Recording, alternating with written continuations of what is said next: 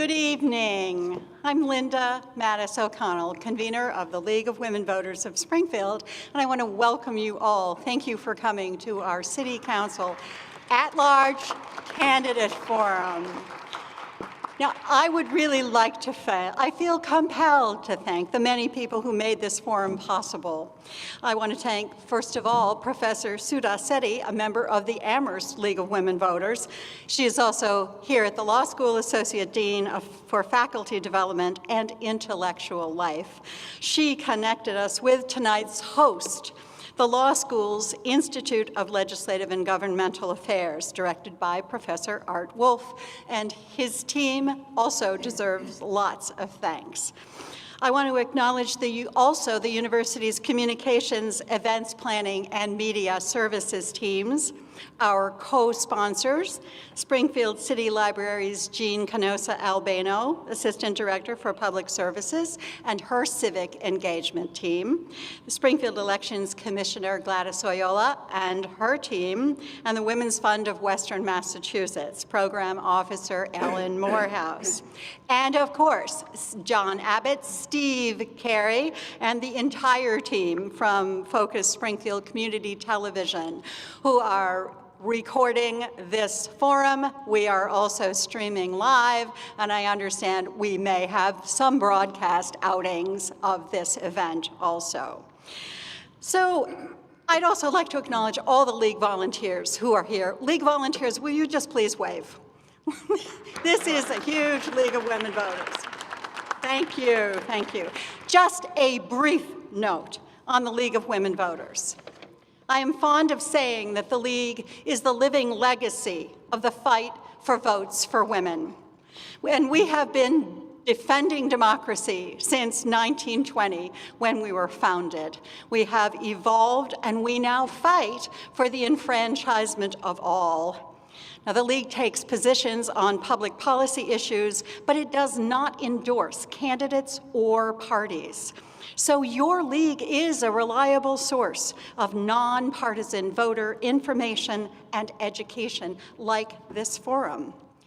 Now, since we renewed our work in Springfield 3 years ago, the Springfield unit, with the support of our mother league, the League of Women Voters of the Northampton area, has explored many ways of helping citizens inform their votes.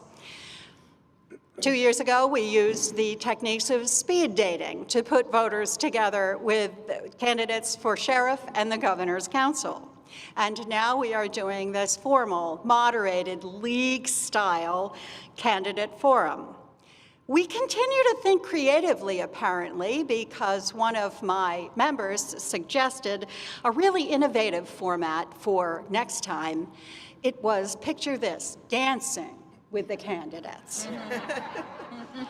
So I'm not sure about that one, but you don't know. So I would also like to introduce to you our timekeepers for this evening, who are from the League of Women Voters of the Northampton area. In the front, you'll see them waving signs, Lou Booley and Jean Cherdak, who's keeping time, and our moderator for this evening, Joanne Berry, veteran League moderator and trainer from the League of Women Voters of the Acton area.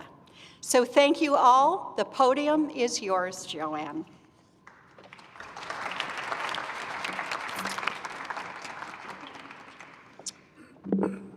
Thank you. Yes, that seems fine.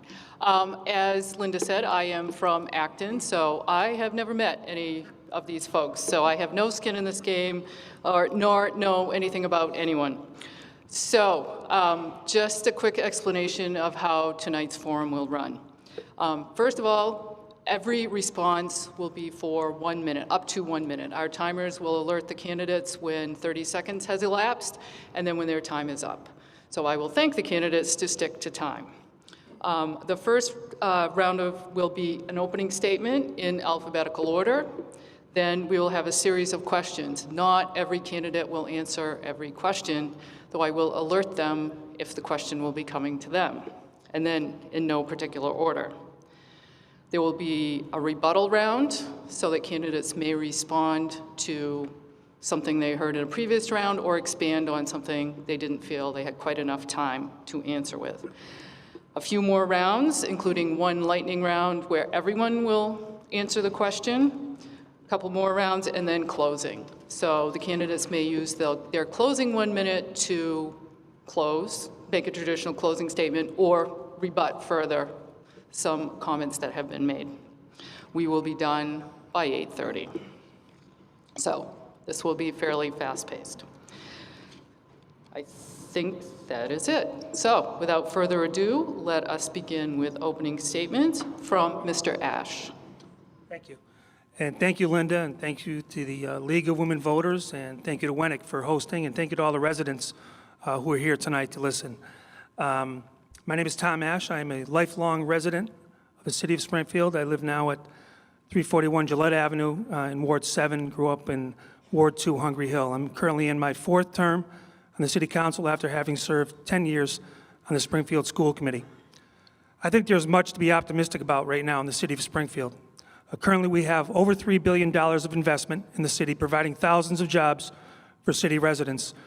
Our bond rating is at an all-time high, and we have currently $44 million in reserves. That's up from zero only 10 years ago. So I think we're trending in the right direction. City Council's worked very, very hard with the administration to put in policies and practices financially that are paying dividends now. I thank you for the opportunity to be here tonight, and I humbly ask you for your support in November. Thank you. Thank you. Mr. Cruz. Good evening. Thank you to everyone that made this possible. I am Ernesto Cruz. I'm running for at-large city council. I grew up on Mulberry Street, and I have dedicated the last 7 years of my life to public service, working in local, state, and federal elections on campaigns, as well as being a legislative aide in Boston. I worked on the state budget, made amendments. I've also written laws, and it's a much more complicated process than it is on the city council. Over the years, I've helped a lot of the individuals on this stage look good without seeking any credit, and even though I ran in 2013, I did not win. My ideas did win. The police commission is an idea that won. The Green Committee stayed on because I fought for that as well. And I'm a fierce advocate for those who have no voice. I am going to the mat for anyone that doesn't get heard, and I hope to earn your vote tonight. Thank you. Thank you. Mr. Davila. Thank you. And thank you to WENIC and the League of Women Voters for putting this event together, and to you, the audience, for being here, and to you, the viewer, for allowing me into your living room to tell you about myself and my candidacy for the Springfield City Council at large. My friends, my name is Victor Davila. I'm running for the City Council at large. I live in Forest Park with my wife, Sonia, and my 2 poodle terriers, Rocky and Romeo. I'm a small business owner. I belong to Holy Name Church, Forest Park Civic Association, and the C3 Community Policing. I'm also a licensed paramedic here in Massachusetts. I worked in Springfield and Holyoke, and I attended Western State College with a degree in political science and economics. My friends, Springfield's a great place to live, work, and raise a family. But I ask you a question. Do you feel safer today than you did 5 or 10 years ago? If the answer is no, that's because even though violent crime has gone down, the murders in the city remains the same. We're going to have 12 to 18 murders every year. That's a problem. I will tackle crime, violent crime, head on. Also, we have a little blight in the city, and I thank you, and I look forward to talking to you as the debate progresses. Thank you. Thank you. Ms. Moriarty-Finn. Good evening. Thank you to the League of Women Voters and Western New England University. I am Kelli Moriarty-Finn, and this evening I would like to say to you one thing. I have a vision for a better Springfield for all of us as taxpayers. It is one where our schools are those we can be proud of, where our streets are safer than where they are today, where our government is transparent and accountable and fiscally responsible, where business owners, large and small, thrive, and where families of all race, creeds, and religions want to live, work, and play. With your help, I can work on the City Council to achieve that goal. It does take a village, so I ask for your support and your vote on November 7th. Thank you very much. Thank you. Mr. Hurst.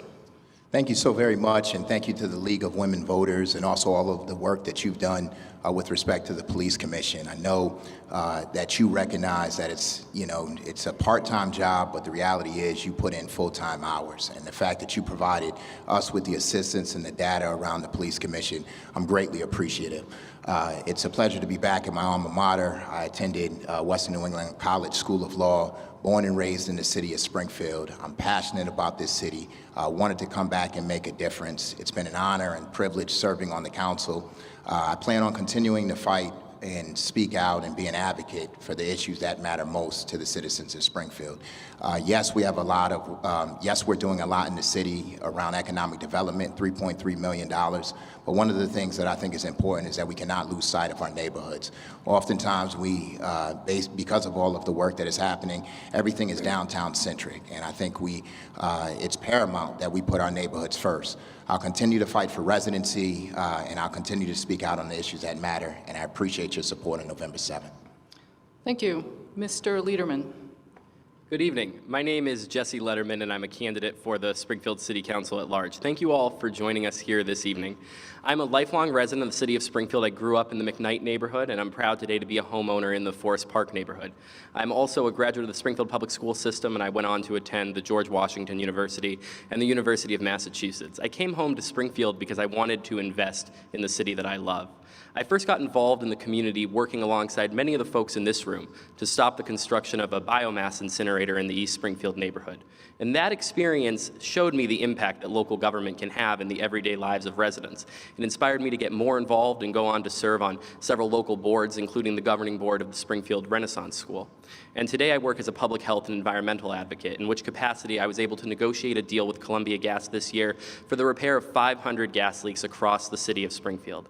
I'm running for the council at large to bring that same proactive approach to local government, and I hope you'll consider me on November 7th.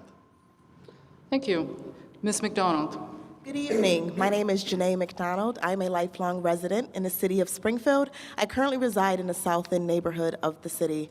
I'm the mother of 3 children, a Springfield Public School volunteer, a graduate of Bay Path University, a small business owner, and a Western Mass regional manager for a statewide nonprofit that provides adult basic education and workforce training services. I also serve on the city's Community Police Relations Committee because community police relations and public safety is among my top priorities, along with great paying jobs with my workforce development background and improving our public school system. I humbly ask all of you for one of your 5 votes on November 7th so that I can be a voice for all communities. Thank you. Mr. Ryan. Good evening. My name is Tim Ryan.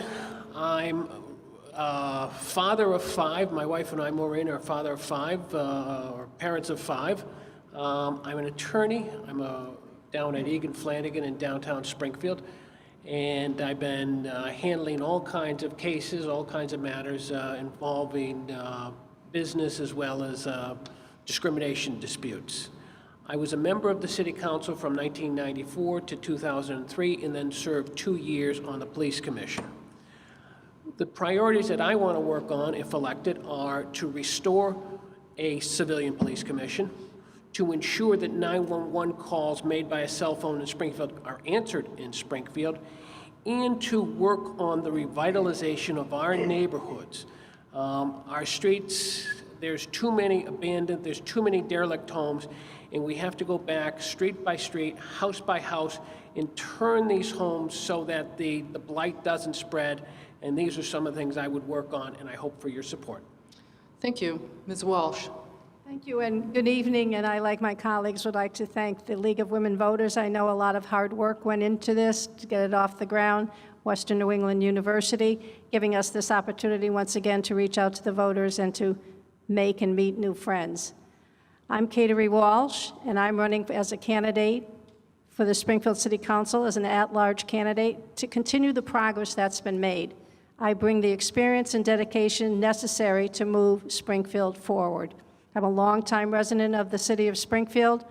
My husband Danny and I have raised a family of 7 here, and I have a record of helping small businesses, empowering women and girls, moving Springfield forward with our veterans, and I believe that I have commitments and responsibilities and temperaments that will help Springfield be a stronger city. I appreciate the opportunity to humbly ask for your vote and to thank you for re-electing me to the City Council. Thank you. Ms. Whitfield.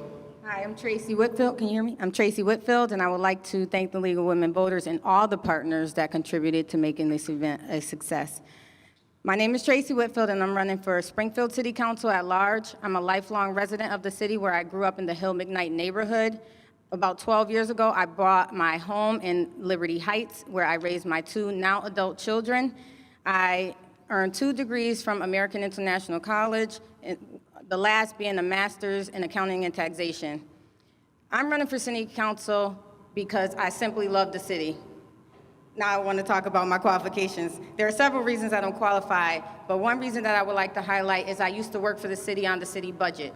And so I understand accurate accounting and fiscal responsibility. I am committed to educating our residents on where their tax revenue goes and how it's spent.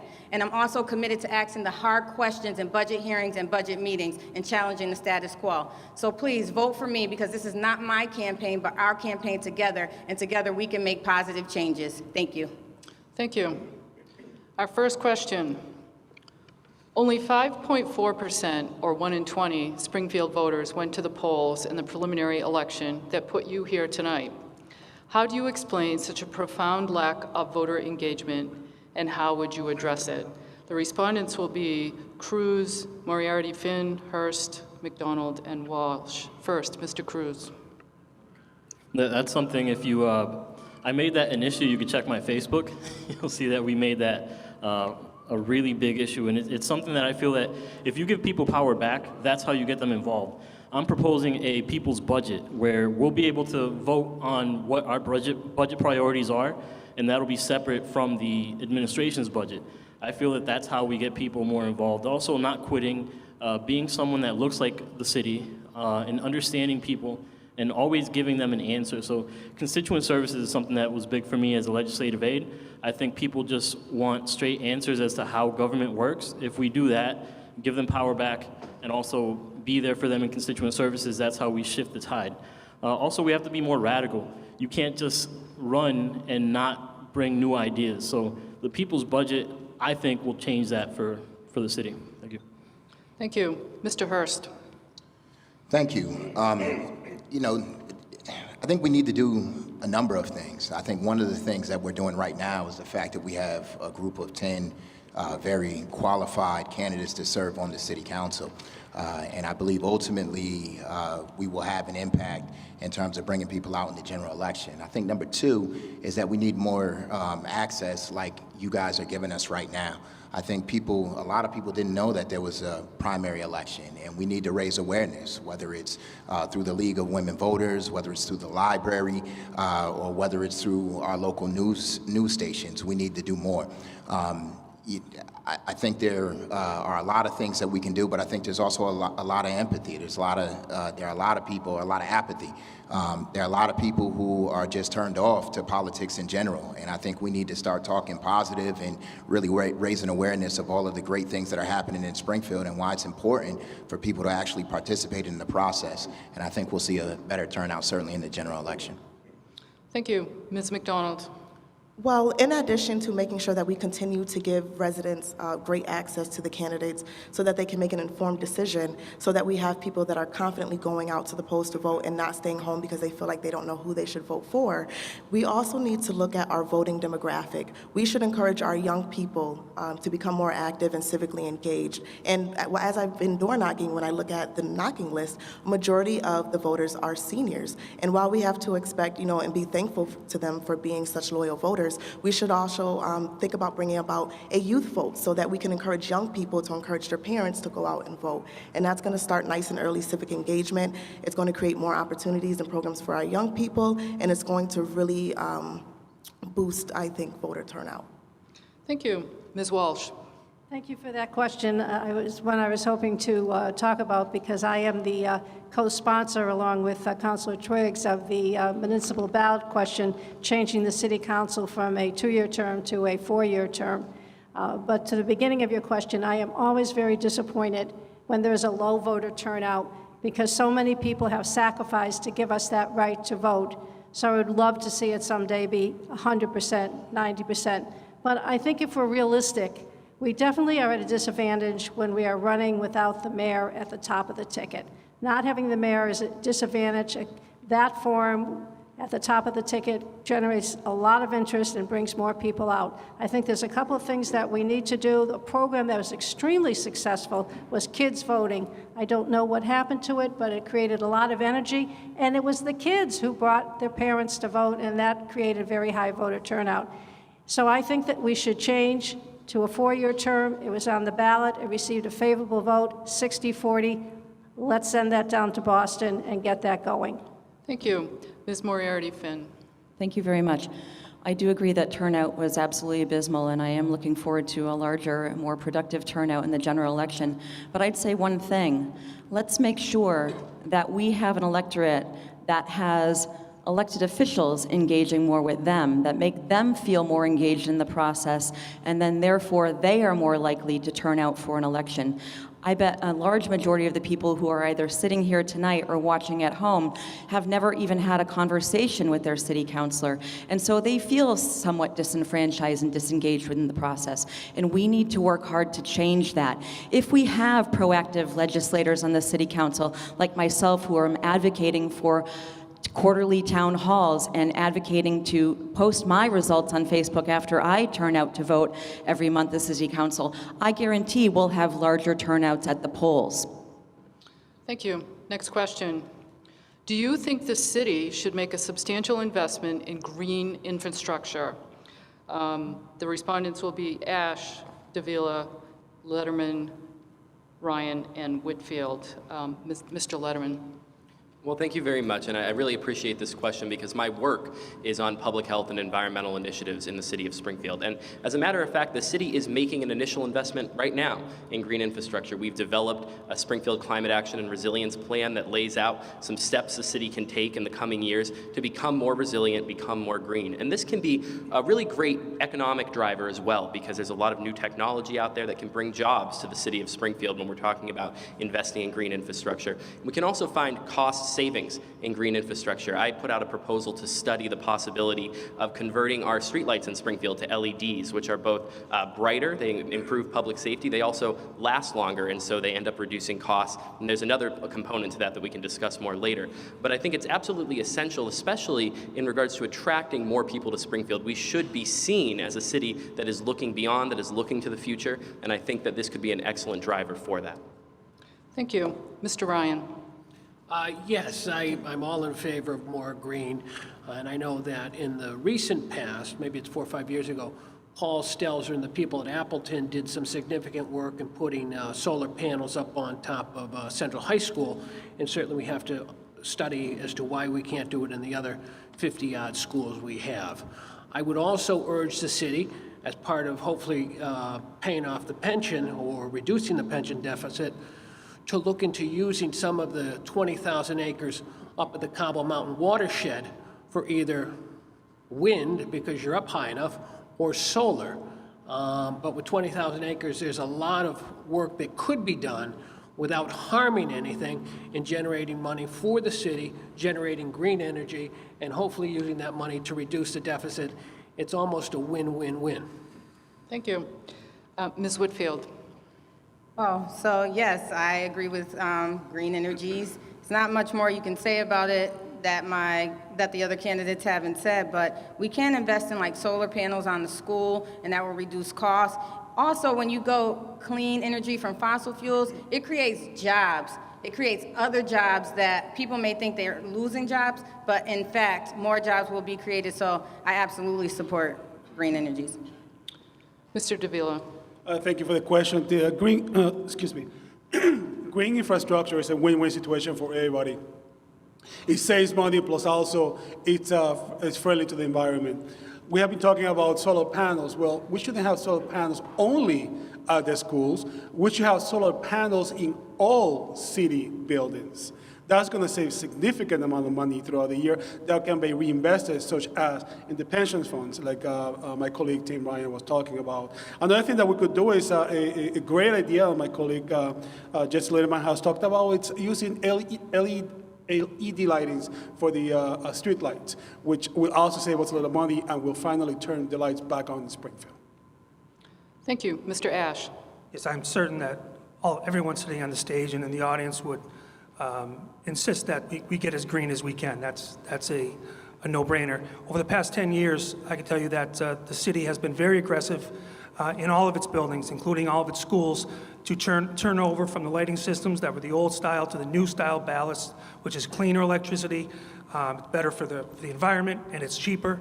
We're doing the same thing with refrigeration, and Pat Sullivan, his team, has been aggressive in looking at all areas and pursuing grants, and again, looking at solar, which is a position right now that the city is very, very determined to take part of, and some of the clients mentioned areas that are open green spaces that we should be exploring and will be exploring going forward. Thank you. Next question. What can the City Council do to address income inequality in Springfield? Respondents will be Davila, Moriarty-Finn, Lederman, McDonald, Walsh. Mr. Davila. I was recently reading a report in the Huffington Post that say that in Massachusetts, the average family has to make about $23 an hour to afford the basic necessity of transportation, health care, and a two-bedroom, and this is just a standard family. Not everybody in the city of Springfield makes $23. Income inequality is real. It affects women tremendously, more than men, something to the tune of 70 cents per dollar. My friends, here we have a compliance commission. The city government is supposed to keep check as to how things are done here. We can start by the city by making sure that income inequality is monitored and is regulated and is nipped in the bud when it happens quickly. But for that, we need to fill all the compliance boards and follow the rules. Thank you. Thank you. Ms. Moriarty-Finn. Income inequality is a multifaceted problem that we will have to work tirelessly. Number one, as a city councilor, we all need to be diligent to sponsor and continue to sponsor workforce development education to make sure that our men and women, our citizens, our taxpayers of Springfield are trained in all sorts of facets, skilled labor, unskilled labor, so that they have the tools and technologies they need to go out and earn more than a livable wage. From there, we also have to teach them home ownership. How can they go out and own their own first home? There are many things that we can do, but if we don't start by educating them and giving them a proper set of skills to go out and earn a livable wage, none of that will be achievable. Thank you. Ms. Walsh. The City Council has sponsored many initiatives and resolves. We cannot really create programs per se, but we can definitely support them, and we have many constituents that come into us with these concerns. We listen to their concerns, and then we can act on them. But I do think that education is the key. We have to make sure that the kids in our systems get the tools that they need to have successful careers, to own a home, to raise a family. And you know, our schools are doing really, really well. There's always room for more, but at this point in time, one thing that I think is wonderful in the Springfield school system, I don't know if the audience is aware of it, but every single child in the Springfield schools was given an iPad. So they are going to get a hand in helping them with technology. Technology is the wave of the future. So I think we are really giving them a really good starting point. But again, education is the key. Making sure that our parents are involved in our kids' education so they stay in school, and jobs. But right now, oh, I'm sorry. It's hard to see from this angle. Thank you. Ms. McDonald. Yes, so this is a great question because I'm actually working on this in conjunction with some of the unions that I was endorsed by to raise the state minimum wage. And that is something that's definitely going to address income inequality. And while we are waiting to petition the signatures for that to happen, we should also encourage our city councilors and being on a city council to raise the minimum wage within the city. In addition to encouraging responsible employers so that we decrease wage theft, encouraging union organizing and bargaining so that we make sure that employees are paid a fair and prevailing wage and that they work in safe environments. Thank you. Mr. Lederman. Thank you very much for this question, and this is a critical issue in Springfield and across the United States. You know, Mr. Davila mentioned the study on the minimum number of hours you'd have to work to maintain a two-bedroom apartment in Springfield, and that's a study that's conducted every year by the National Low-Income Housing Coalition, for which I was a policy intern at when I was a student at the George Washington University. So I've seen this issue from outside and inside Springfield. I think one of the most critical things that we do as a city council is support statewide legislation that's being brought up around the minimum wage and that's being brought up around fair taxation. I also think we need to address the fact that 29% of people in the city of Springfield live in poverty, that the poverty rate is even higher among our children in our schools. And we need to work together with organizations like our unions, the Pioneer Valley AFL-CIO, the UFCW, and the Carpenters, all of whom have endorsed my candidacy to put Springfield kids into their training programs and make it more accessible for our residents to get those skilled labor positions. Thank you. Next question. What grade, A through F, would you give Springfield Police Commissioner Barbieri and the Springfield Police Department? Assuming it is not a perfect grade, how will you address improvement? Respondents will be Ashe, Cruz, Hurst, Ryan, and Whitfield. And a reminder, the rebuttal round is coming up. Ms. Whitfield. So I would give the police department a C.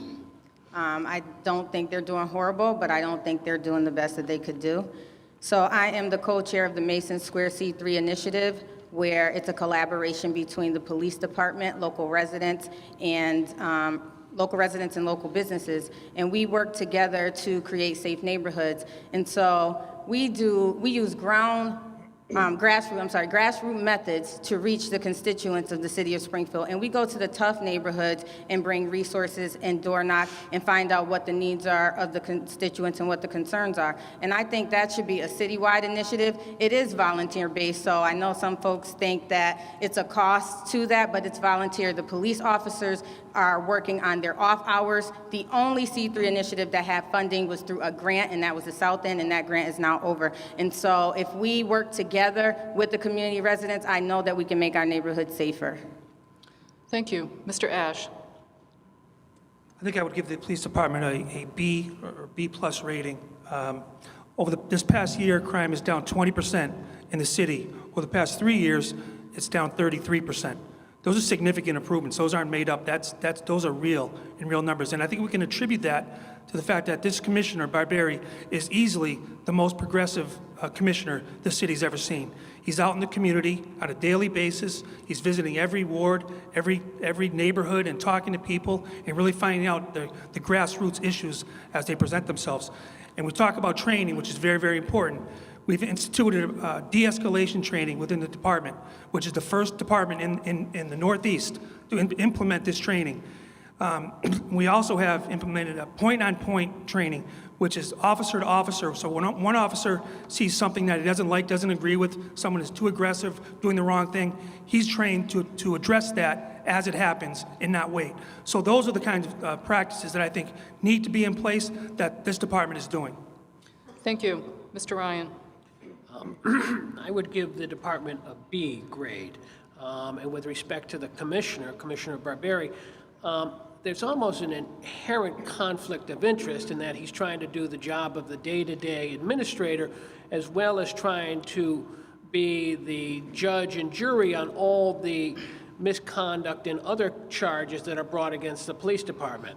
I served on the police commission, and I understand the importance of having a civilian-based commission, which would be 3 or 5 members of the community who would sit in that role, help set the policy, but also sit and determine whether the case against Officer A or Officer B should go forward or should not. Additionally, I think the police department has to get on the stick and has to move to rectify this whole 911. 70% of the calls coming in are on cell phones, but the police department's not getting them first. It's going through the state police department. It's time to get on into the modern century. Thank you. Mr. Hurst. Thank you. I feel like this question might have been purposely directed to me, being how critical I've been of Commissioner Barbieri. I would say it's a needs improvement.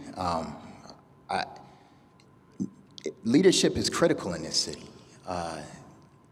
The people at the top need to be leaders and make tough decisions. And when you're in such a high-profile department like the Springfield Police Department, people need to know that you're going to be transparent. People need to know that you're going to hold your employees accountable. Unfortunately, based off of the most recent cases, that has not happened. And so when that doesn't happen, what that does is that compromises the trust between the citizens and their police force. From an operational standpoint, I think Commissioner Barbieri is doing a good job. He's identifying other areas or other cities who are doing some innovative things when it comes to policing. So, you know, I think he needs improvement when it comes to being a leader. Thank you. Thank you. Mr. Cruz. I would say, first off, B for effort, but there's something inherently wrong with how the police department is run, seeing as that there's not a democratic process to how it gets run. It's the fox guarding the henhouse. As I talk to young people, they have no faith in the police department. We see all kinds of litigation against the department, and I know way too many people personally that have been on the wrong side of bad policing. I will not stop until something gets done, whether I'm elected or not. I have no faith in the fact that the police department, as it's run today without a police commission, can get the job done and be fair for every citizen of the city of Springfield. Thank you. Now we have come to a rebuttal round. The candidates may use this time to respond further to a question they've already had, to respond to a question you didn't get, or expand on something that you've already said, or respond to a different candidate. I think I said that correctly. Use your time wisely. This is 1 minute as well, and this is in random order. Ms. Walsh. Well, thank you, because in the opening, I didn't get a chance to talk about some of the things I think are important for the city of Springfield, and one of them is the arts and culture. I serve on the Springfield Central Cultural District Board, and I know how important it is to have art be in your community, but I think art can be an economic engine for the city of Springfield. You know, art brings people to our city, people eat in our restaurants, they stay over, and I would like to advocate for, and have been talking about, and in 30 seconds I'm going to tell you, an office in City Hall for arts and culture. Also, we need to be pushing strongly for high-speed rail. That's another economic engine for the city of Springfield. Thank you. Mr. Hurst. Thank you. Just going back to the question that you asked me about Commissioner Barbieri, I think one of the difficulties that we face is that everything is, when it comes to public safety, is so downtown centric. It's great that we have 50 new officers. It's great that we have a police substation. It's great that we have the actual police station. It's great that we're getting 3 additional police officers who will remain in a box on all in the downtown area. The problem is that neighborhoods are suffering as a result, and what ultimately is going to happen once you build a fortress around downtown is that you're going to see crime seep into the neighborhoods. And so until we put a focus on our neighborhoods when it comes to public safety, I think we'll continue to fall short. Thank you. Thank you. Mr. Ashe. Thank you. I think I have to disagree a little bit with my good friend, Councilor Hurst, just on that last topic. When when the casino became a real element in the city, and we knew that it was going to be down, we had many conversations, many meetings with the police department, and said it can't be sucking all the oxygen out of the rest of the city. We can't leave neighborhoods uncovered. So we had a plan. There's 47 officers that are designated just to MGM, 40 officers and 7 supervisors that are going to be there full time. That's their job. Right now, we have a full complement of 502 sworn officers in the city. That's the most officers we've ever had, or have had in 20 years since the Clinton money in 1995. So their charge is not to leave the neighborhoods, to stay and make sure that there's coverage in the neighborhoods and not seep into the downtown, which is going to be covered. So I think that's important for residents to note, particularly the ones that live in neighborhoods and not downtown, that there is going to be coverage in your neighborhoods, and downtown has its own. Thank you. Mr. Cruz. All right. Very quickly, Going back to income inequality, I've talked to some librarians that make starvation wages, so we got to start within municipal government. So any employee that works in municipal government should not be making a starvation wage. That's number one.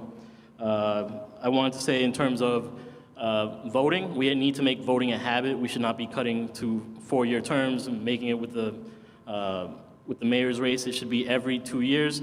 If you wanted to do it on a even numbered years, or, so that we could be with state elections, that might help. But I don't think taking away voting should ever be a practice in terms of our democracy.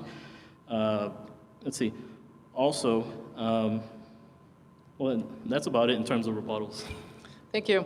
Mr. Ryan. Just following up on what Councilor Hurst was saying about being downtown-centric, one of my concerns is that the city has become, if you will, casino-centric. And so much is focused on the casino.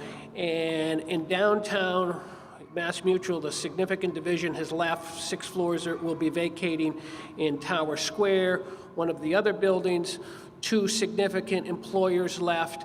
So the city, the Economic Development Department, has to work very, very hard to do that. Secondly, we have to, in kind of on a parallel track, we have to continue to revitalize our residential neighborhoods and the small business districts in our residential neighborhoods to ensure that these are places where we all want to live, where we want our families to live, and these are the concerns that I want to move forward on if elected. Thank you. Ms. Whitfield. So I just want to expound on why I gave the C rating for how the commissioner is doing. I cannot give anything better than a C when we still have 12 murders in our city of Springfield. I can't give anything better than a C when the race relation between the officers and who's getting abused and even murdered. I did have a close friend of mine's son, because of the relationship with the police, died on Columbus Ave because of being stopped by a police officer. I cannot give anything above a C rating, but we can work together to make changes, and that's why I think the C3 initiative is very important, because we do build relationships and trust, and I just want to encourage everyone to get involved in the community in some aspect. Thank you. Ms. McDonald. Yes, so I would like to loop back around to the income inequality and how that will have a positive effect if we work to fix that on the overall quality of life. So I would like to reiterate that I do support the raising of the minimum wage on a state level, as well as encouraging the city to raise the minimum wage while we wait to petition it on a state level, on a city level. Because when you give residents access to good paying jobs, they are able to purchase homes, support their families, and be self-sufficient. Far too often, the idea of home ownership seems too far out of reach for some residents in the city of Springfield. Myself, being a head of household to 3 young children, at one point home ownership seemed too far out of reach for myself. And I think that what we need to do is we need to give residents access and opportunities to great paying jobs. They need to understand the programs that are out there for home ownership. And they also, the city should restore its down payment program from the $2,500 that it currently is back to the $5,000 first-time home buyer down payment program, so that more residents can have access to home ownership. Thank you. Ms. Moriarty-Finn. I'd like to circle back on our police department for a second. We ask our men and women in law enforcement every day to do the best with the tools and technologies that they have, yet they have, on Pearl Street, a very, very long-in-the-tooth police headquarters, and we need to do something about that. We can capitalize right now on the fantastic bond rating that our city has, and we can go out and dig in the corners and get some creative financing so that we can refurbish or completely rehabilitate our headquarters, to improve the lockup facility, to get better locker rooms for both our men and women, and just improve the quality of the building and make sure that the tools and technologies on Pearl Street are 21st century and not 20th century. Thank you. Thank you. Mr. Lederman. I just want to take a minute to loop back to the question about the voter participation and elected officials engaging with their constituents when it's not an election year. You know, my campaign has knocked on over 10,000 doors at this point, and what we hear from residents is they want to interact with their elected officials. They are excited that we're at their door talking with them. And, you know, I put out a community engagement plan several months ago that Mass Live and the Republican did an article on, and it does call for town hall meetings, but it also mentions a couple of other things. I think if I'm organizing a town hall meeting, I'm not just going to organize it for myself. I'm going to invite all of the elected officials in the city to join me. I'm going to arrange for that town hall meeting to be live streamed on social media to bring in a generation that's often left out of these types of conversations. And I've also pledged one very important thing. I've been, with all due respect to my colleagues, at too many city council speakouts where half of the chairs are empty and people have come down to address their elected officials. I've pledged to not treat those meetings as optional. I will be at every city council public speakout to listen to the constituents that come down to talk with me. Thank you. Mr. Davila. Thank you. I'll go back to the original question. Do you feel safer today than you did 5 or 10 years ago? If the answer is no, that's because of the 12 to 18 murders that we have in the city throughout the year. With all the respects to my colleagues here on this panel, they are all tiptoeing about the murder issue here in Springfield. They keep telling you that crime is down 20%, but the murder rate is still the same. That's the ultimate crime. Don't let them fool you. I challenge them. We have to tackle this issue head on. We have to grab the bull by the horns on this. Another thing, with all the respects to my colleagues here on this panel, with the 4-year term, this proposal reminds me that old saying that the way to hell is paved with good intentions. You do not increase voter participation by canceling elections. Although it is true that having a 4-year term might save us $150,000 a year, I am very concerned that it's going to suppress voter participation here in Springfield. Once these guys get enthroned, it's impossible to get them out of the chair. They know it. Don't let them fool you. Thank you. Back to regular questions. And I would like to thank the candidates for sticking to time very well. Next question. Do you believe the creative community of artists and arts entrepreneurs is important to the economic vitality of the city? If so, what will you do to enhance conditions in which the creative economy can thrive? Mr. Hurst. Thank you. And speaking about public safety, I think the creative economy can do a lot when it comes to public safety. I think some of the things that Morgan Giuliani has done are absolutely phenomenal, whether it's the painted pianos or whether it's the art stops that she's done throughout the downtown. Whenever you do things like that, it has a tendency to bring people out of the offices and onto the streets of Springfield, in turn, making people feel more safe. I think we need to continue to do more, and I think we need to continue to give her the funds to in turn do more from a creative economy standpoint. I also think we need to continue to support things like the Jazz Festival, which also brings a number of people to the downtown area. In addition, you know, I think the food trucks that I certainly spearheaded and then my colleague took to the finish line will also serve to do things like bring people out to frequent our downtown area. I think we also have to focus on our museums and things like the Basketball Hall of Fame, which will draw people from surrounding areas to the city of Springfield. So creative economy is very important. Thank you. Mr. Cruz. I agree with Councilor Hurst. I personally took studio art in school. I love painting, drawing, writing, poetry. I believe that any society that has thinking as part of what they do, then they do better. So our museums, first and foremost, libraries, they should get paid more. It's my belief that anytime that we can find money for anything arts related, we should do it. And it's my belief that we should lobby the state legislature as well as federal government to do so. Thank you. Ms. Moriarty-Finn. I would say two things. While we keep losing funding in our schools for things like the arts, we do have an active arts community. So let's engage the local artists that live, work, and play in our community to be those people who volunteer in our public schools to teach art, to teach drama, to teach music. We also have to tap into those who have made a significant financial commitment to the city in the way of the arts. One good example is Charles Brush, who owns the Indian Orchard Mills. That is a thriving artist community community. We need to tap into owners like Charles and the people who are tenants in his mills and offer opportunities for them to engage more with our community. Thank you. Mr. Lederman. Well, you know, I think that this can be an amazing economic driver for Springfield. You know, if you look at what we are already doing, we've seen a great increase in terms of bringing people to our downtown with Thunderbird Thursdays and White Lion Wednesdays and all the work of the Springfield Central Cultural District.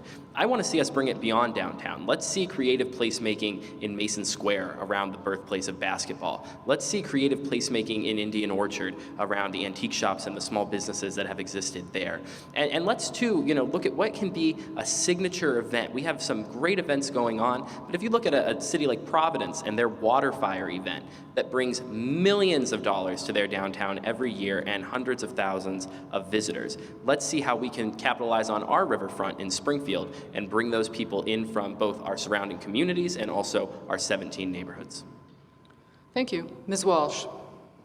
Well, I'm happy to have this question because for me, the arts, it's pretty basic. My mother was an art teacher. My sisters are art teachers. My sister-in-law is a world-class photographer whose works hang in the Museum of Modern Art in New York City. So I'm surrounded by people who are artists. I have no talent myself, but I certainly appreciate those that do. This is why I am calling for an Office of Arts and Culture in City Hall. And as a member of the Springfield Cultural Committee, I'm very proud of the work that we have done in bringing people downtown. I believe not only does it create jobs and revenue, but excitement.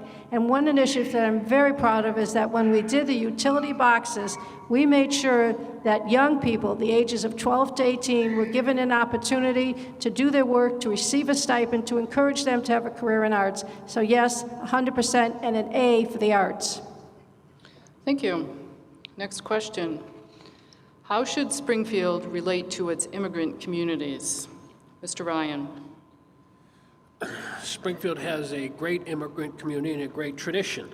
The city, by virtue of the recent case decided by the SJC, the police department doesn't have to honor detainers issued by ICE. And so at least that is somewhat in the back.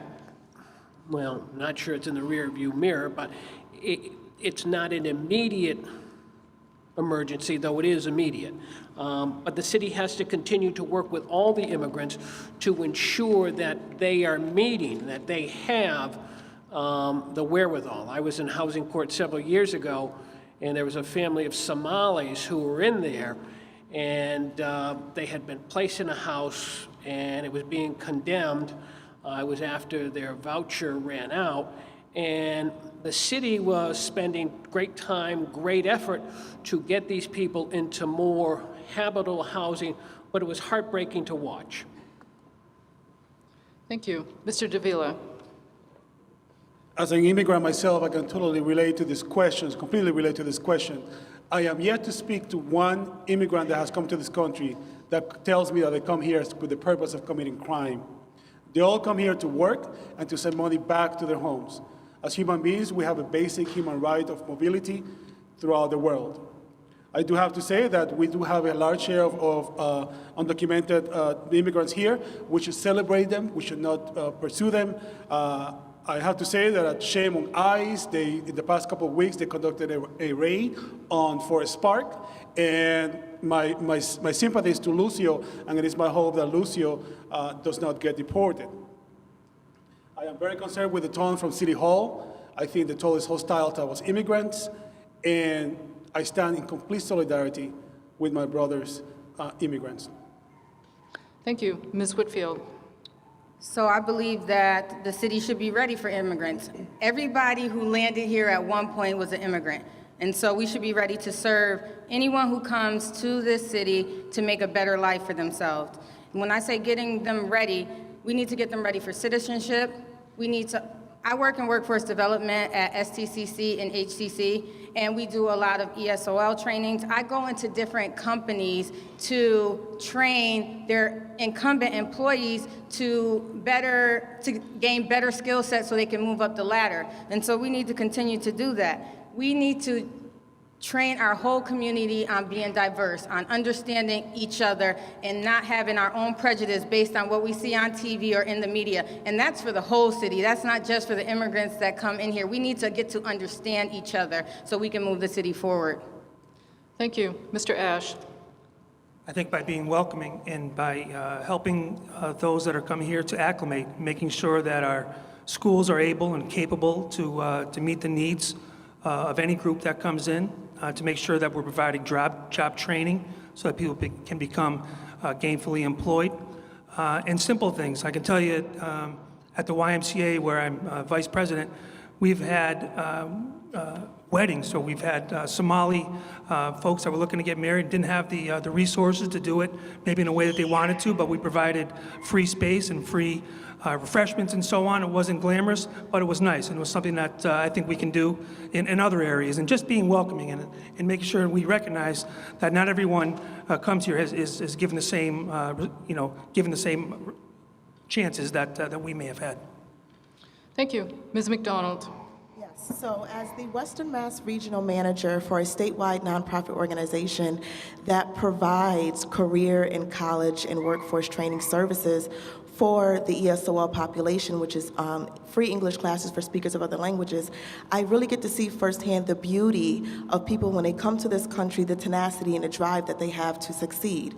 And I want people to understand that studies show that when immigrants come to this country, and I don't like to say immigrants, I feel like we should find another phrase or something. When people come to this country from outside of the US, after their first 7 to 9 years of being in this country, they pay back more than 20% in taxes of what they took in services that they need when they come to this country. And that's because they end up building their education, they end up working their way up through the workforce, they end up opening up businesses. So I want people to understand that we need that population and that they are actually helping us build our economy. Thank you. The next question will be for all candidates, and we will go in reverse alphabetical order. So the question is, do you believe an east-west rail line, as proposed by advocates, would benefit Springfield? If so, how will you work to make it a reality? Ms. Whitfield. So I was just in the office with Senator Eric Lesser, and we did talk about the East-West Railway, and he is championing that initiative. So I agree with it because it brings different resources to the community. So, for example, folks will have transportation to go to other communities to work, to get there, and also come back and bring, the income that they're making in other communities back to our community, because studies show that people shop where they live, and so we do need that income revenue stream to come. And 1 minute is just so short. That was your 30 seconds. Oh, 30 seconds, okay. We need that income revenue in our city to grow our economy. And when you can buy beautiful homes in the city of Springfield but get the income in Boston, it's just a win-win situation. Thank you. Ms. Walsh. Well, thank you for this question, because this is one of the things that I am pushing in my campaign for my reelection as a Springfield City Councilor. I think East-West Rail is vital. I led the charge on the Springfield City Council. The entire council supported me in that proclamation.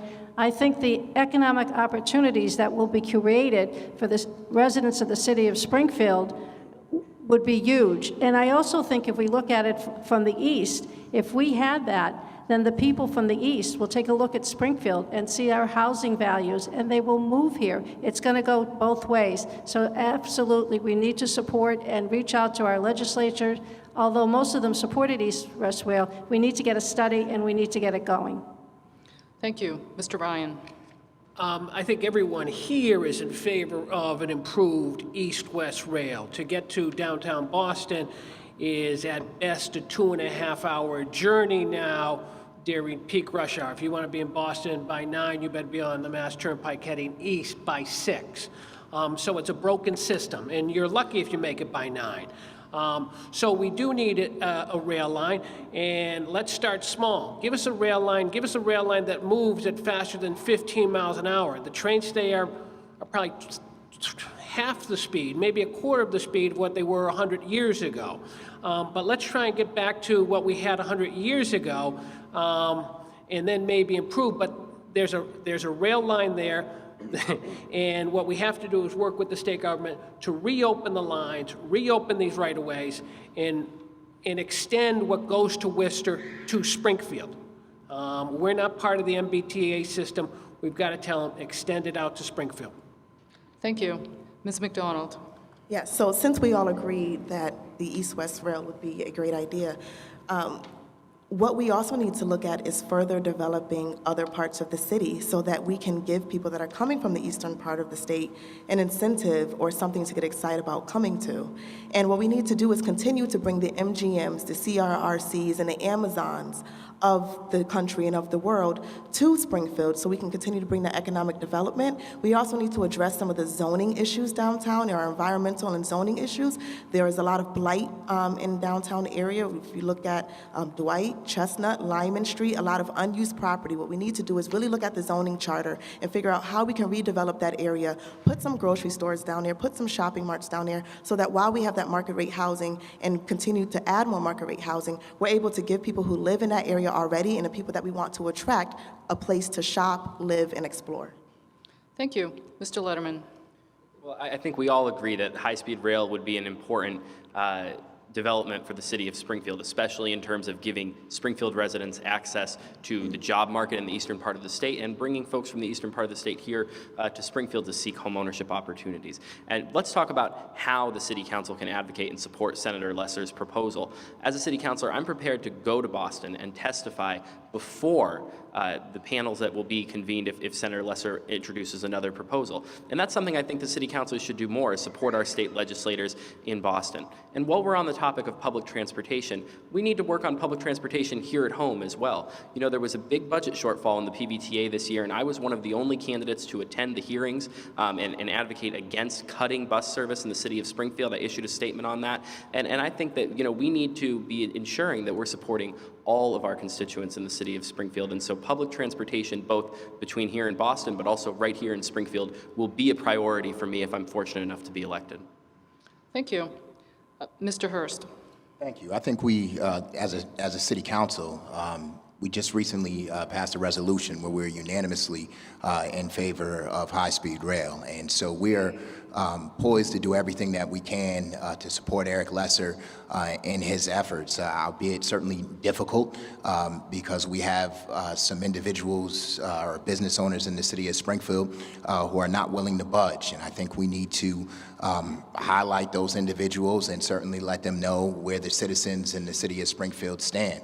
On top of that, I think you know, I've always been about attracting young families to the city of Springfield. And I think young families will be attracted in the city of Springfield if they can go out to Boston and take advantage of the jobs that possibly Boston may have and then still live, work, and raise a family in the city of Springfield, where the taxes certainly are not as high when it comes to Boston. So I think there are a lot of advantages to having a high-speed rail. I also think you can you'll reduce the amount of blight that we have in the city because people will be living here. Thank you. Ms. Moriarty-Finn. Well, I can tell you personally, in the 15 years that I have lived in Springfield, I have done the commute to Lower Manhattan to work on Wall Street, and then I have actually done the commute to Boston. And Mr. Ryan, I did it last week, and it's now pushing 3 hours to get one way into the city. So with the rest of the panelists, I certainly am in favor of high-speed rail, but we aren't going to get those Easterners to move and to live, work, and play if we don't realize a city-funded marketing plan. Last year, the city did commission a third-party consulting company, and they said that we needed shovel-ready sites, we needed workforce job training, we needed a handful of things in order to make sure that Springfield was that attractive, viable solution as an alternative further east than Worcester. So I still advocate for a city-funded marketing plan to make Springfield attractive for those, once high-speed rail is in place, to come to Springfield and live, work, and play. Thank you. Mr. Davila. My friends, if you look throughout history, whether it is the Roman Empire to the Egyptians, to the Aztecs, to the Mayan, all great cities have one thing in common. They were able to move people in and out quickly and efficiently out of the cities. Having high-speed rail will do just that. I was one of the early supporters of Senator Eric Lesser's proposal for high-speed rail. It will also help us here in Springfield with the housing market, People can live here and work somewhere else. For the first time, we are seeing more renters than homeowners in the city, and that's a problem. We need to increase home ownership so that we can truly be the city of homes. And my friends, the city councils can do more than pass resolutions. They can go down to City Hall and they can advocate aggressively and efficiently for you. Thank you. Thank you. Mr. Cruz. I believe that nothing can stop an idea whose time has come. We should be channeling Theodore Geisel and calling out the Springfield's oligarchs and let them know that no amount of lobbying or advocating on their side should be able to stop something that would benefit the rest of the city. All of our efforts in terms of making sure that high-speed rail happens have to go to the governor's office. Anything else is, we're speaking to the choir. That's where it happens at the state level. That's how we make it happen, is we have to make sure that the governor knows where we're coming from. Being a legislative aide, it was difficult to go to Boston 2 or 3 times a week, and during the winter time, it's not just 2.5 hours, it's 4 hours each way, so it's something that needs to be done. There's a lot of jobs out there, especially to prevent the brain drain that happens here. So we're in Western New England. There's other universities and colleges where people that have talent move out of this city because they can't get a job that's beneficial for them. So we need to have high-speed rail so that people stay living here even though they have big city talent. Thank you. Thank you. Mr. Ashe. Yes, I agree with all the points that the candidates were making. I don't think any of us would disagree. I hope minimally that the study that Senator Lesser's been asking for gets funded and it will allow to see what the pitfalls are, what the benefits are, so we can see that in front of us. So I hope that occurs minimally. I worked in Worcester for many years and was there when they revamped their Union Station and opened up the trains down there, and I saw what happened with property values in cities and towns around Worcester, places like Paxton and Holden and Sutton, and the improvement in their property values, it was incredible. And I think that Springfield can see the same benefits of that if we get on board and we have high-speed rail. Thank you. Next question. What will be your approach to decreasing urban blight? Ms. Walsh. Well, I think right now in the city of Springfield, we have a very successful tax title program that has been initiated, but it's really been a lot more aggressive than it has been in the past. And I think that's doing a lot to return homes to the tax rolls and to improve the neighborhood for the neighbors who have lived next to some of these blighted properties for a long time. And I think that our code enforcement department should be given an A because they do an excellent job of responding to citizens' concerns about properties that are blighted. And we should make, and on the council, I know there was a concern a few years back that they weren't fully funded, but that is a department that needs to be fully funded because they interact more than some other departments with our citizens, and I think we're on the right path as far as reducing blight. Thank you. Ms. McDonald. Yes. So to decrease blight in the city, we need to do 3 main things. Encourage home ownership and support first-time home buyers in fulfilling their dream of home ownership. As I stated before, the city currently has a first-time home buyers grant for a down payment of $2,500. At one point, it was $5,000. That grant is a federally funded program. What I would like to see the city do is match that $2,500 grant so that it can be $5,000. And that's a small payout considering the amount of taxes that you're going to get back over the course of 30 years or so. The second thing is we have a great receivership model, if not the best in the state, but we should expand that model so that more than 3 property management companies can get contracts to take properties into receivership. So we need to be letting residents know the opportunities that are available, train them so that they can get access to some of this grant money and take properties into receivership and restore them. Thirdly, we need to not only redevelop and look at zoning downtown, but throughout the city to address blight. Thank you. Ms. Whitfield. So it's going to take an active and engaged group of citizens along with the city to reduce blight. Blight is not just abandoned homes. It's also vacant lots. There's other blight issues in the city, and so we have to work together to reduce that. I am committed to having information sessions where I will bring in ECHO, Dev, and planning and the finance team to the table to give us information on where they're at, and so we can brainstorm together on how we can reduce blight in the city of Springfield. we need to rebuild our homes and not always think about tearing them down. There are lending institutions out here that specialize in just that. And so we have to look creatively at homes that are abandoned or going into foreclosure and see how we can rebuild them instead of tearing them down, because then we'll have another vacant lot. Thank you. Mr. Ashe. Kateri is correct. The code enforcement officers for the city do an amazing job.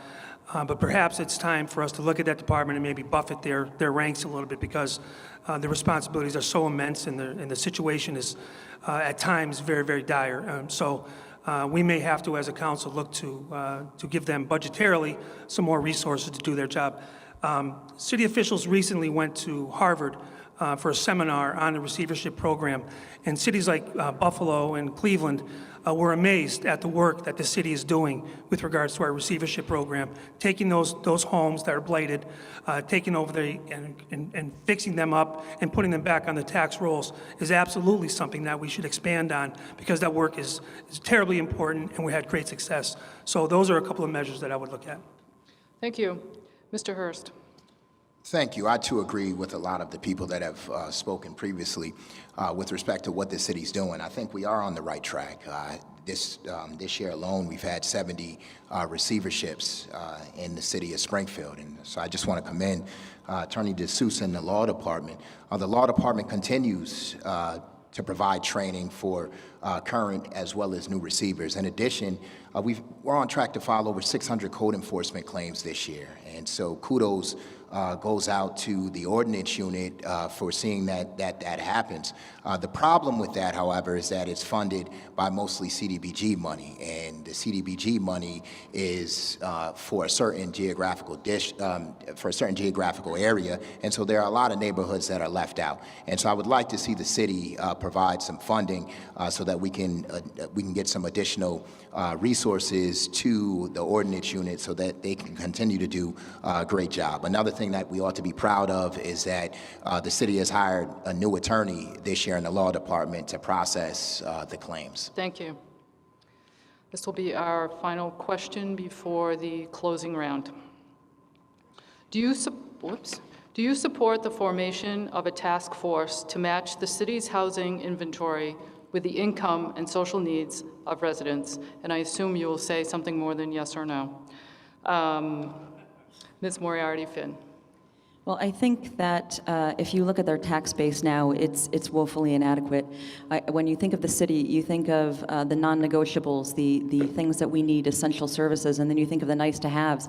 Home ownership is key to increasing our tax base and therefore increasing what the city has in its budget, not only to provide increased non-negotiables, but to add to our quality of life. As a city councilor, we need to make sure that we do everything we can possibly do every day to make sure that we are increasing our tax base and therefore increasing the number of people who own homes in the city and can contribute back to the city in various ways. Thank you. Mr. Lederman. I absolutely support the creation of a housing task force to study what are the housing needs in the city of Springfield. You know, we talked a little bit earlier about the poverty rate in Springfield. We talked a little bit about the immigrant communities in Springfield who often are struggling. Well, you know, we then talked about blight. And we have a lot of homes in the city of Springfield that are owned by absentee and out-of-state landlords, and that are really low cost, but are the only options for these families. And so they are being forced to live, in many cases, in subpar housing. We need to do something about that. These are our constituents, and I think a housing task force can provide the opportunity for us to get a real full view of what are the needs, what needs to be developed in Springfield, be it market rate or otherwise. And I also believe that we need to take a data-driven approach to these issues. One of the things I've proposed in this campaign is restoring the City Stat program in Springfield so that we have this type of data readily available on nearly every issue that comes before us. Thank you. Thank you. Mr. Cruz. My answer is yes, and I believe that Springfield is a city of homes. We have more than enough homes, and that kind of task force can make sure that we give people a hand up, not a handout, and level the playing field so that everyone has an opportunity to have their basic needs met and then get on the path to having better jobs, more stability, and a much better city. So my answer is yes. Thank you. Mr. Ryan. Yeah, the answer is a clear yes. I've spent 10 years as a member of the Greater Springfield Habitat as a board member, and scary thought is I've actually worked on some of the homes, and they're still standing throughout many of the neighborhoods in this city. And we built in that time 40 homes. What I've learned is that the housing policy is misdirected, and most of the money is going not towards single-family home ownership, but towards the tax credit, the subsidized apartments. So we're subsidizing apartments, but we're doing very, very little to subsidize home ownership. As a member of the Housing Court Bench Bar Committee, I've been involved with the receivership process in trying to find ways to get homes that, single-family homes that go through the receivership process to be sold to members of the community, but it's always difficult to find the funding. Thank you. Thank you. Mr. Davila. I do believe that the housing task force is long overdue, and personally, if you ask me, I think that the city council fell asleep at the switch when it comes to housing and blight.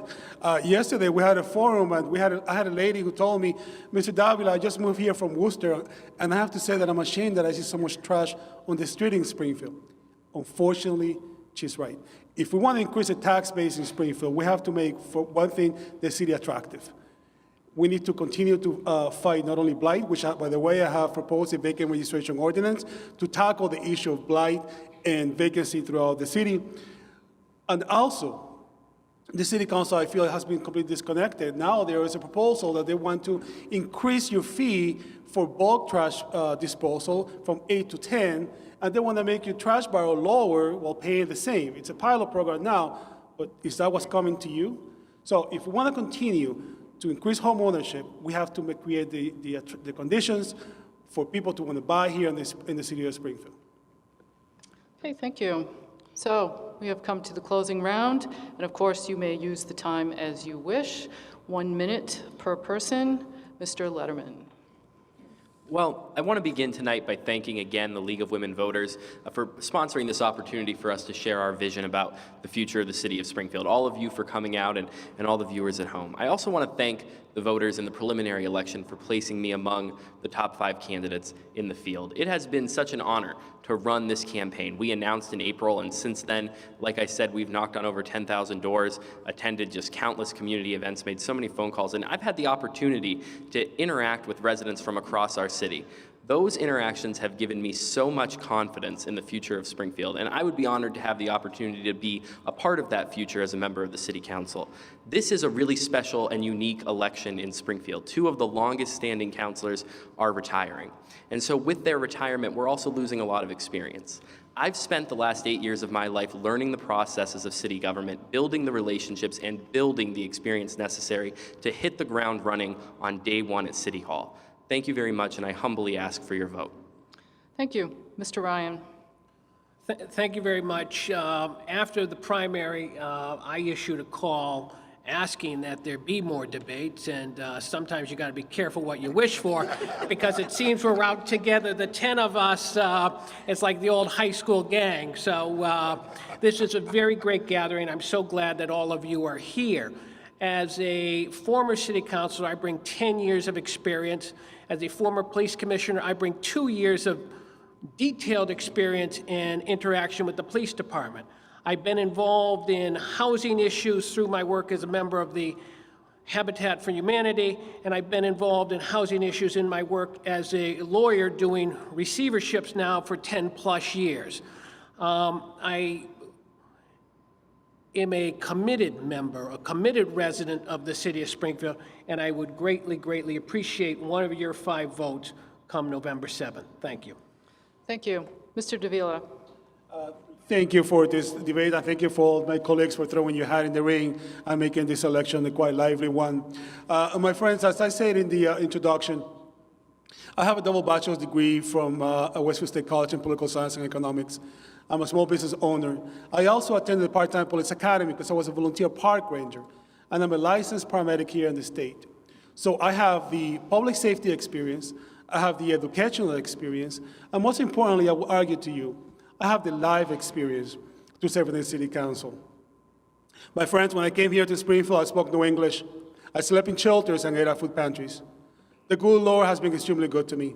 I want to serve you as your city council. I want to be an effective city councilor, but I need your help. November 7th, we're going to have an election. You're going to have 5 votes. I'm asking for 1 vote so that I can serve you as your city council. My name is Victor Davila, and I am running for the city council at large. Thank you, and God bless. Thank you. Ms. Moriarty-Finn. I'm going to leave you with a little analogy that a good friend who also ran for elected office gave me. If you're sitting in your car, you've got your windshield that offers you a great expanse looking forward. You've got your rearview mirror and your side mirror where you can look back. Your opportunity on November 7th allows you to look forward into the future of Springfield that I alluded to at the beginning of this debate. I need your help in order to achieve my portion of that future. I've spent my life in the financial services sector.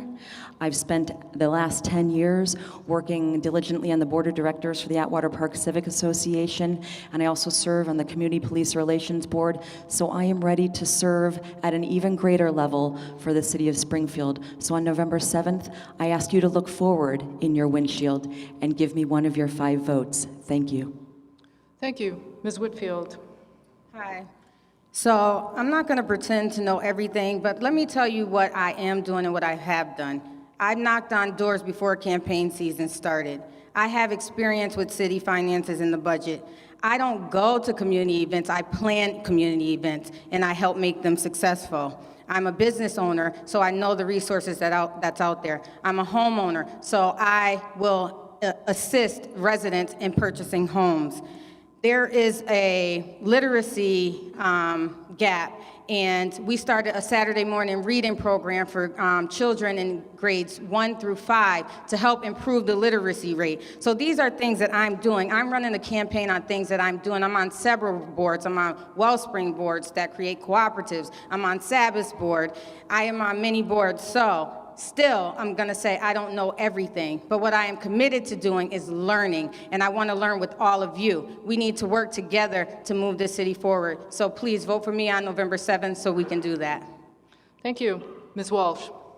Well, thank you to the League of Women Voters, and as promised, this really has been a very interesting format, very different than some of the other debates, and I think it will give the audience an opportunity to know us better.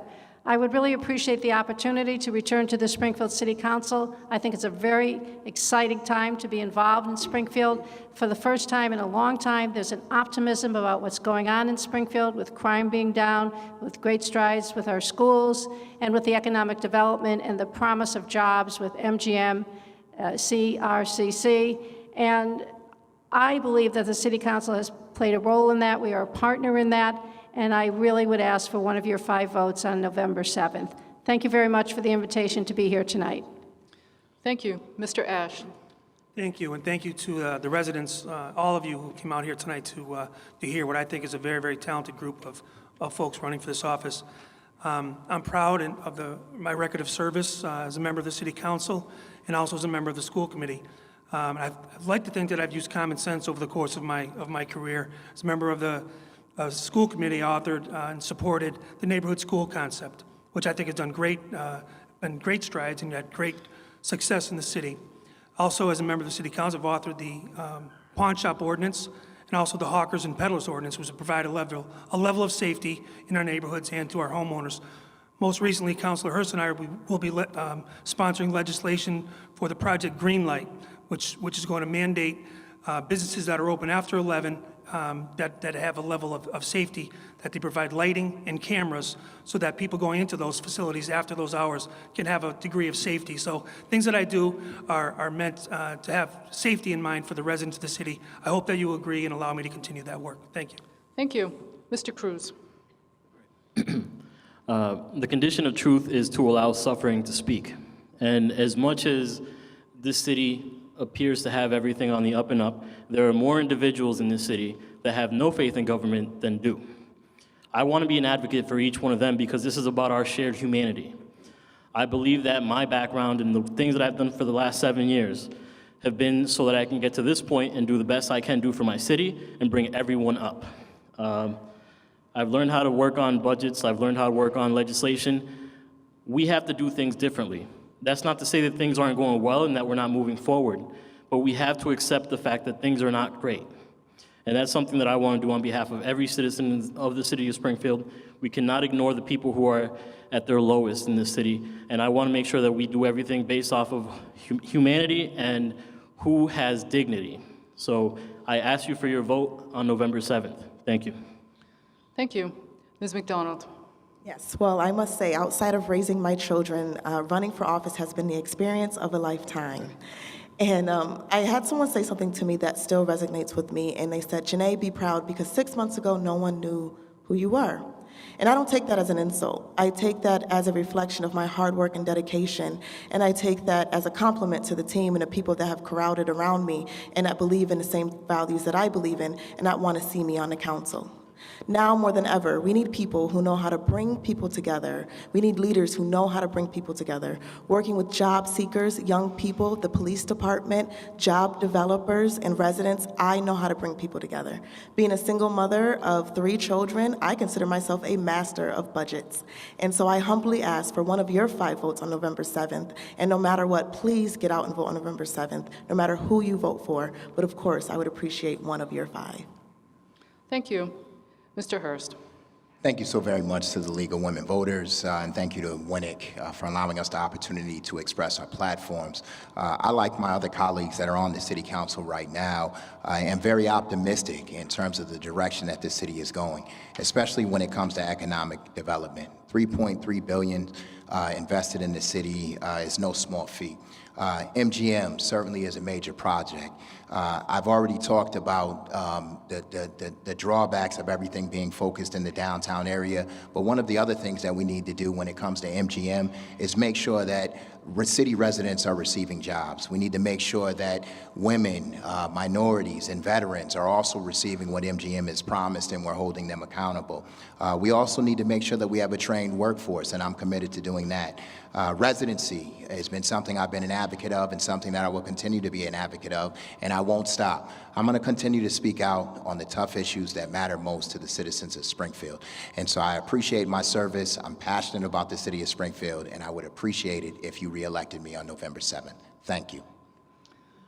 I would like to thank all of the candidates, first of all, for stepping up and putting themselves out there. It is not easy to run for office. It's probably worse than serving in the office. And democracy doesn't work if people don't step up.